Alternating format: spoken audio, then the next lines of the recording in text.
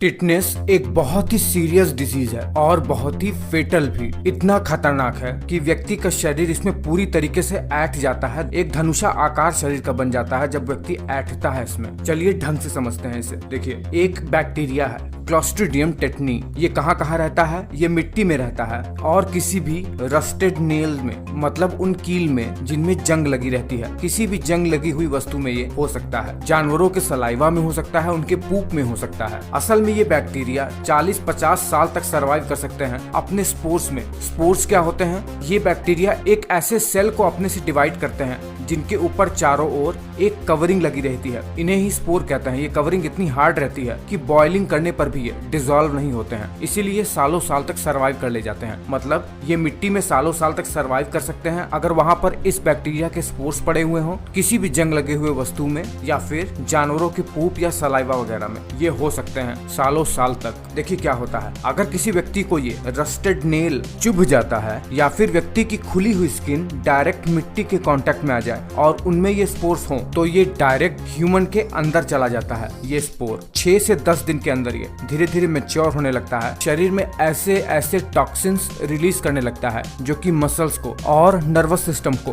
बहुत ही ज्यादा बुरी तरीके से अफेक्ट करता है। जैसे ही ये मसल्स में गए, मसल को वीक करने लगते हैं, उनमें ये डिवाइड होने लगते हैं और नर्वस सिस्टम में तो ये इनहिबिटरी न्यूरॉन के एक्शन को ही, मतलब गाबा जैसे न्यूरोट्रांसमीटर की एक्टिविटी को ही कम कर देते हैं। ऐसे परिस्थिति में लगातार एक्साइटेटरी न्यूरॉन के फायर की वजह से मसल लगातार स्पैज्म करती रहती हैं, लगातार एक्टिव रहती हैं, बिल्कुल ऐंठ जाती हैं। इतना ज्यादा न्यूरॉन की एक्टिविटी होती है कि मसल बहुत ही बुरी तरीके से स्टिफ हो जाता है, इतना कड़ा हो जाता है कि अपने फोर्स की वजह से बोन को भी तोड़ दे। व्यक्ति की मसल जैसे ही स्टिफ हुई, व्यक्ति को सांस लेने में दिक्कत होगी, स्वेलो करने में दिक्कत होगी, जॉ व्यक्ति का खुल ही नहीं पाता है, इसीलिए इसे लॉक जॉ डिजीज भी कहते हैं। और जब शरीर इतना ज्यादा ऐंठने लगे कि बोन्स इसे बियर ही न कर सके, बोन्स टूटने लगती हैं, सांस लेने में दिक्कत होती है और अंततः व्यक्ति मर जाता है। इसका कहीं कोई इलाज नहीं है। एक बार टॉक्सिन्स शरीर में फैल गए, मतलब अब जाना ही जाना है। इतना खतरनाक है ये। हालांकि अब इतना ज्यादा भारत में ये बीमारी नहीं फैली हुई है और इसका बचाव